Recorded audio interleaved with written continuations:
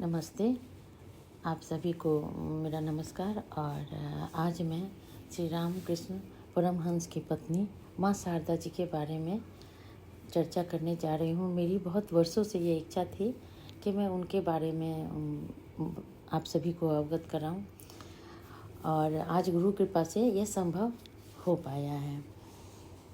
तो चलिए आगे बढ़ते हैं। जब भी मानव जाति के उद्धार के लिए पृथ्वी पर भगवान अवतरित होते हैं, तब उनकी शक्ति का स्त्री रूप में अवतार होता है। जैसे श्री राम जी का सीता जी के साथ, कृष्ण जी का राधा जी के साथ, बुद्ध का यशोधरा के साथ और चैतन्य का विष्णु प्रिया के साथ इस जगत में आगमन हुआ। वर्तमान युग में वही दिव्य शक्ति के साथ इस जगत में आगमन हुआ। वर्तमान युग में वही दिव्य शक्ति माँ शारदा के रूप में आविर्भूत हुई, यानी प्रकट हुई, जो भगवान श्री रामकृष्ण परमहंस के दैवीय कार्य को पूरा करने में सहायिका सिद्ध हुई। तभी तो रामकृष्ण कहा करते थे कि वह शारदा है, वह सरस्वती है, वह ज्ञान देने के लिए आई है, वह मेरी ही शक्ति है। उनका जन्म बंगाल के बांकुरा जिले ग्राम जयराम बाटी में हुआ था। उनके पिता रामचंद्र, माँ श्यामा सुंदरी दरिद्र ब्राह्मण परिवार के थे, पर निष्ठावान देवता ब्राह्मण के प्रति भक्तिपरायण दयालु प्रवृत्ति के थे। दोनों गांव वालों के परम श्रद्धा पात्र थे। कहते हैं श्यामा सुंदरी जी श्रीहर नामक स्थान में देव दर्शन के लिए गई हुई थी। लौटते समय जयराम बाटी की पश्चिमी सीमा पर किसी देवालय के समीप एक पेड़ के नीचे अचानक उन्हें शौच जाना पड़ा। शौच नहीं हुआ, पर उन्हें ऐसा लगा कि उनके उदर में किसी प्रकार के वायु का प्रवेश होने से उनका पेट अत्यंत भारी हो गया। फिर भी वो बैठी रहीं। इतने में उन्होंने देखा कि एक लाल रेशमी साड़ी पहने हुए एक 5-6 वर्ष की बालिका पेड़ से उतरकर उनके पास आई और अपनी कोमल बाहों से पीछे से पकड़ती हुई कहने लगी, माँ, मैं तुम्हारे घर आई हूँ। उस समय वह बेहोश हो गए। लोग उन्हें उठाकर ले गए। वहीं बालिका उनके उदर में प्रवेश कर गई, यानी वो जो उनके गला पकड़ रही थी वही बालिका उनके उदर में प्रवेश कर गई थी। इस सारी घटना को सुनकर रामचंद्र समझ गए कि उनके घर में भगवती का जन्म होने वाला है। पति पत्नी दोनों ही गृह सुख को छोड़कर भक्ति भाव से देवी के आगमन की प्रतीक्षा करने लग गए।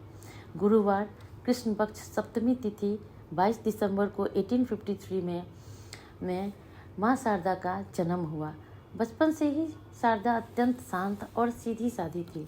वे सरलता की प्रतिमूर्ति थी। निर्धन परिवार में जन्म लेकर कठोर दारिद्रता में उनका बचपन गुजरा।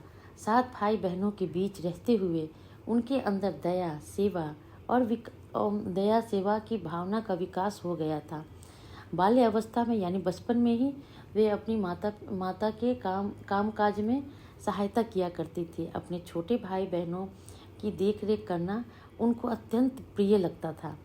वे कहा करती थी कि अपने भाइयों को लेकर मैं गंगा नहाने जाती थी और नहाने के बाद वहाँ बैठकर मुरमुरे खाकर मैं घर लौटती थी। छोटी अवस्था में ही वह रसोई का काम सीख गई थी। कुछ बड़ी होने पर वे अपने पिता को भी विभिन्न कार्यों में सहायता पहुँचाने लगे। खेत पर काम करने वालों के लिए खाना पहुँचाना, गर्दन तक पानी में उतरकर गायों के लिए घास काटना। पर रामचंद्र अपनी कन्या शारदा को देवी भाव से देखते थे और उनके प्रति बड़ी श्रद्धा रखते थे। अपने परिवर्तित जीवन में, यानी माता अपने जीवन काल में अपने साधकों से कहती थी, उन्होंने कहा था कि उस समय उनकी ही तरह एक लड़की उनके साथ पानी में उनका सहायता करती थी, मेरे साथ खेला करती थी, कूदा करती थी, और दूसरी किसी के आने पर वह उसे देख न पाती थी। यह क्रमशः 10 से 11 वर्ष की उम्र तक ऐसा होता रहा। यानी माता के साथ उनकी सहचरी उनके कार्यों में उनका साथ दिया करती थी। इसी से ऐसा लगता है मानो शारदा माता बचपन से ही एक दैवीय शक्ति और दैवीय गुणों को लेकर जन्मी थी और तभी उनकी सहचरी उनके साथ आकर उनकी सेवा कार्य भी करती थी। इससे ऐसा लगता था जैसे माँ शारदा को दैवीय शक्ति की सहायता थी। मात्र 6 वर्ष की उम्र में माँ शारदा की शादी श्री रामकृष्ण देव से हुआ। शारदा 6 वर्ष की और रामकृष्ण 24 वर्ष के एक 24 वर्ष के युवक और 6 वर्ष की एक बालिका का विवाह साधारणतः एक विचित्र घटना है। वास्तव में श्री रामकृष्ण देव के साथ श्री शारदा देवी का जो मिलना था उनका नाम विवाह नहीं हो सकता। उस मिलन के माध्यम से सारे मानव जाति को दाम्पत्य जीवन के संबंध में एक नवीन और अभिनव शिक्षा देने के लिए ही हुआ था। महामानव के जीवन की घटनाओं में एक और विशेष अर्थ रहता था। उनके जीवन के सारे अनुष्ठान कोई न कोई आदर्श सामने रखते ही हैं। विवाह के बाद शारदा 7वें वर्ष में प्रवेश हुई। कुल प्रथा के अनुसार पत्नी को अपने साथ लाने के लिए श्री रामकृष्ण ससुराल गया। 7 वर्ष की शारदा लोटे में जल लेकर आई और अपने स्वामी के चरण को धोने लगी। फिर यत्नपूर्वक चरण को पोंछकर एक छोटा सा पंखा लेकर वह धीरे धीरे नन्हे हाथों से पतिदेव को हवा करने लगे, मानो वैकुंठ में श्री लक्ष्मी विष्णु की चरण सेवा कर रही हो। कुछ दिनों बाद वह फिर जयराम बाटी लौट आई। फिर पुनः 13 वर्ष की आयु में वो कामारपुकुर अपने ससुराल आए। उधर रामकृष्ण दक्षिणेश्वर में एक के बाद एक साधना की ऊंचाइयों को छू रहे थे।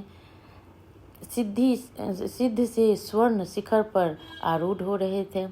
फिर रामकृष्ण जी को जगत जननी का आदेश प्राप्त हुआ। भावमुखी होकर रह जीवन जगत के कल्याण के लिए मन को सहज भूमि में लाना आवश्यक था। यानी रामकृष्ण परमहंस जी को साधना के कार्यों से अलग हटके उनके जीवन का जो एक उद्देश्य था, माँ शारदा के जीवन में जो उनका भाग था, उसको पूरा करने का समय आ गया था। वही यहाँ माँ जगत जननी माँ काली उनको संदेश देना चाह रही थी कि भावमुखी होकर रह। ब्रह्म की शक्ति की प्रेरणा से उन्हें उदर पीड़ा हुई, यानी पेट दर्द हुआ, और डॉक्टर्स की सलाह लेकर वह योगेश्वरी ब्राह्मणी के साथ कामारपुकुर लौट आए। वहाँ आते ही उन्होंने जयराम बाटी समाचार भेजा, ब्राह्मणी आई है, तुम भी चली आओ। इन 7 वर्षों में श्री रामकृष्ण ने जिनकी एक बार भी याद नहीं की, जिन्हें वो मानो एकदम भूल गए थे, उन्हीं की अब परम आवश्यकता प्रतीत होने लगी। खबर मिलते ही शारदा देवी कामारपुकुर आ पहुंची। शारदा मणि ने पिछले कई वर्षों से रामकृष्ण के कोई खोज खबर न लेने के कारण उनका मन दुखी था, पर पति के आते ही मन का सारा संशय दूर हो गया। पति के स्नेह ममता में उनका सारा क्षोभ बह गया। थोड़ी ही दिनों में अपने देवतुल्य पति की सेवा का भार उन्होंने अपने ऊपर ले लिया। श्री रामकृष्ण का त्याग, समुज्वल महिमामय जीवन, नाना प्रकार की ईश्वरीय प्रसंग यानी ईश्वरीय चर्चा और सत्संग, उनका अपूर्व भाववेश यानी मेडिटेशन, डीप मेडिटेटिव अवस्था में शारदा देवी के हृदय पर गंभीर प्रभाव डालने लग गया। क्योंकि माँ शारदा पहली बार डीप मेडिटेटिव स्टेज को देख रही थी और अनुभव कर रही थी। यह सब उनके हृदय पर बहुत ही गहरा प्रभाव डालने लग गया। दूसरी ओर श्री रामकृष्ण उन्हें संसार के छोटे बड़े सभी कार्यों में निपुणता प्राप्त करने की उचित शिक्षा देने लग गए। संसार के छोटे बड़े सभी कार्यों में निपुणता प्राप्त करने की उचित शिक्षा देने लगे। देव, ब्राह्मण, अतिथियों की सेवा, गुरुजनों के प्रति श्रद्धा, अपने से छोटों के प्रति सेवा, यत्न, स्नेह, परायणता, यहाँ तक कि दिए में बत्ती कैसे करते हैं, यह भी शिक्षा उन्होंने दे डाला। यह भी बतलाना उन्होंने नहीं छोड़ा। विभिन्न परिस्थितियों के साथ सामंजस्य स्थापना पर वो बहुत जोर डालते थे। यानी सिचुएशन जो भी हो, हर एक सिचुएशन में अपने आप को कैसे एडजस्ट करना है, इस पे वो हमेशा जोर डालते थे और यही वह सबको सिखाते भी थे। माँ शारदा को उन्होंने इस चीज़ को बहुत अच्छे से सिखाया कि हर एक सिचुएशन में खुद को कैसे एडजस्ट करना है। श्री शारदा देवी ने अपने शिव तुल्य पति के समस्त उपदेशों को और सारी शिक्षाओं को हृदय से ग्रहण किया था तथा वेद मंत्रों की भांति अपने जीवन में उतारा भी। श्री माँ के जीवन में दैवित्व का विकास होने लगा। धीरे धीरे वह अपने स्वरूप में प्रतिष्ठित होने लग गई। वह तो शारदा है, सरस्वती है, ज्ञान प्रदान करने आई है। अपनी सहधर्मिणी के बारे में श्री रामकृष्ण यह सार्थक वचन सत्य में परिणत होने लग गया था। हमेशा रामकृष्ण अपने भक्तजनों से कहते थे कि वह शारदा है, वह देवीय गुण से परिपूर्ण है और वह यहाँ पे आज जन्म ली है सभी को मंत्र से दीक्षित करने के लिए, और उनके अंदर अत्यंत शक्ति है। यह रामकृष्ण हमेशा बताया करते थे अपने शिष्यों से। फिर रामकृष्ण दक्षिणेश्वर चले गए। श्री माँ भी पुनः अपने माता पिता के स्नेह गोद में जयराम बाटी लौट आई। संसार के कामकाज तथा प्रेम में पतिदेव के ध्यान चिंतन में उनका आनंद से समय बीतने लगा। इसके बाद सुदीर्घ यानी 4 वर्ष तक उनको विस्मृत रही, यानी रामकृष्ण ने 4 वर्ष तक माँ शारदा को याद नहीं किया। उनके मन में नाना प्रकार की चिंताएं उठने लग गई। न तो उन्हें मेरा कोई समाचार लिया है और ना ही वे स्वयं आए हैं, ना उन्होंने मुझे बुलाया है, तो फिर क्या वो मुझे भूल गए। फिर मन ही मन उन्होंने दक्षिणेश्वर जाने का निश्चय किया। अपनी इच्छा पूर्ण करने का अनुकूल अवसर भी उन्हें प्राप्त हो गया। होली की पूर्णिमा नज़दीक थी। उस अवसर पर गांव की बहुत सी महिलाएं गंगा नहाने जाना चाहती थी। श्री माँ भी उनके साथ चलने को तैयार हुई। पुत्री के हृदय की भावना को तार कर रामचंद्र स्वयं कन्या को लेकर दक्षिणेश्वर चलने को प्रस्तुत हुए। तारकेश्वर होकर दक्षिणेश्वर तक का पैदल यात्रा लगभग 30 मील का था। एक के बाद दूसरे मैदानों को पार करती हुई कठिन कांटेदार रास्ते, जंगलों के बीच बगीचों को पार करते हुए बहुत उत्साह से 2-3 दिन की पैदल यात्रा की और इस कारण उन्हें ज्वर हो गया। बाध्य होकर उनके पिता को एक चट्टी में आश्रय लेना पड़ा। ज्वर के कारण अत्यंत विषाद से उनका हृदय खिन्न हो गया। वे सोचने लग गई, अब शायद उनके दर्शन और चरण सेवा का सौभाग्य नहीं होगा। ज्वर के भीषण प्रकोप से रात में वह बेहोश हो गई।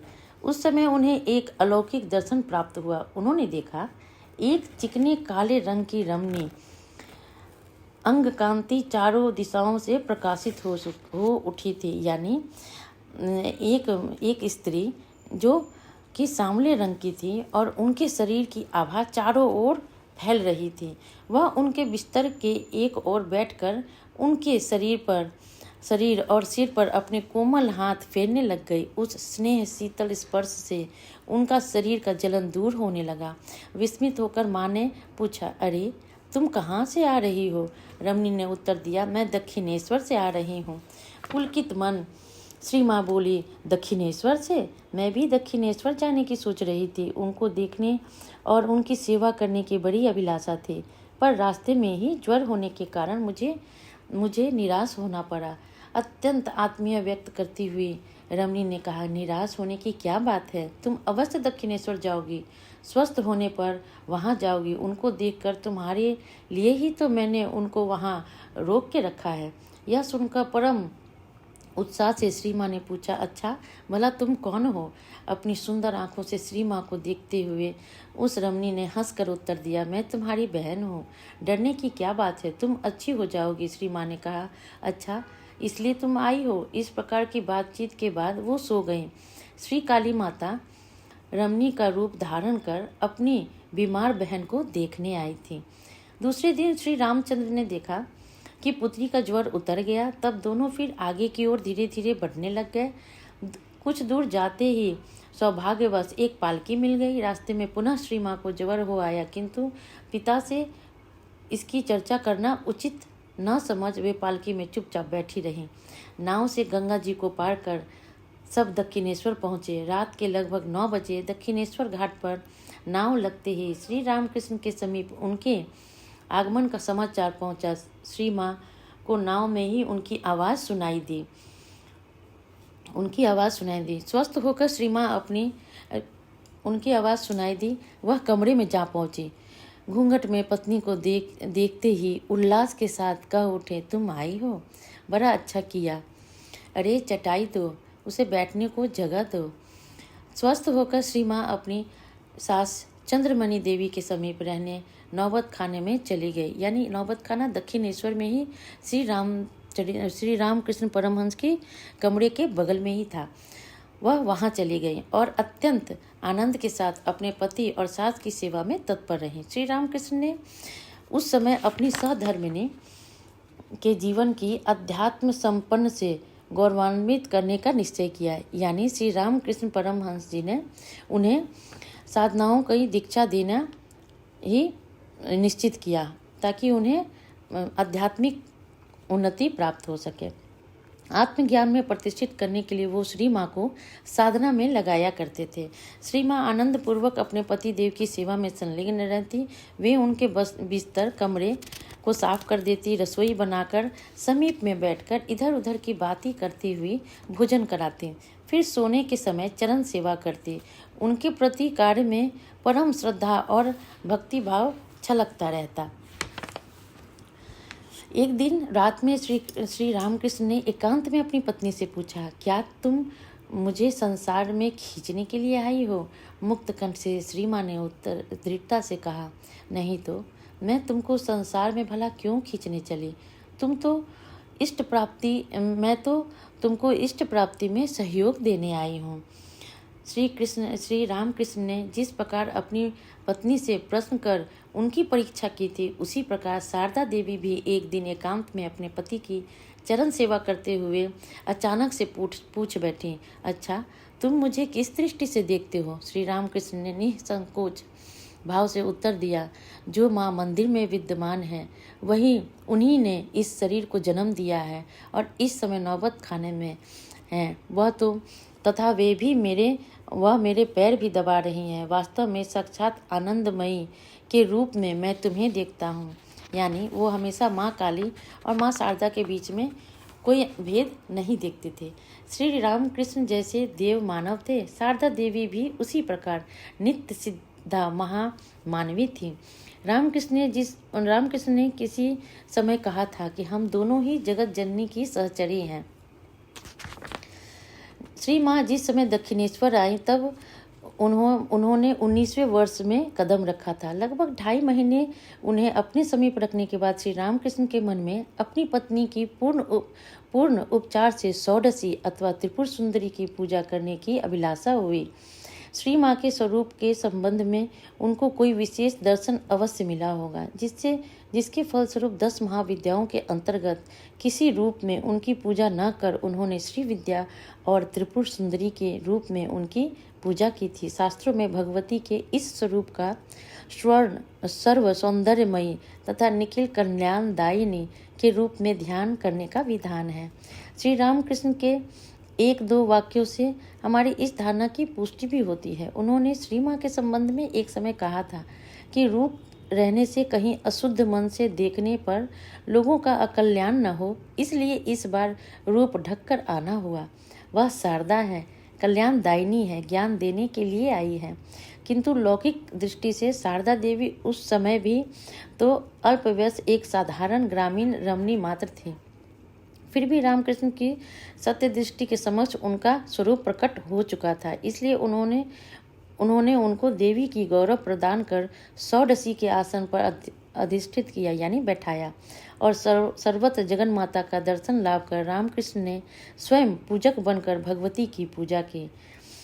सन 1872 में ज्येष्ठ कृष्ण अमावस्या को फलाहारिणी देवी की पूजा के दिन श्री रामकृष्ण ने षोडशी पूजा की। रात के 9 बजे के बाद श्री रामकृष्ण पूजन कार्य में संलग्न हो गए।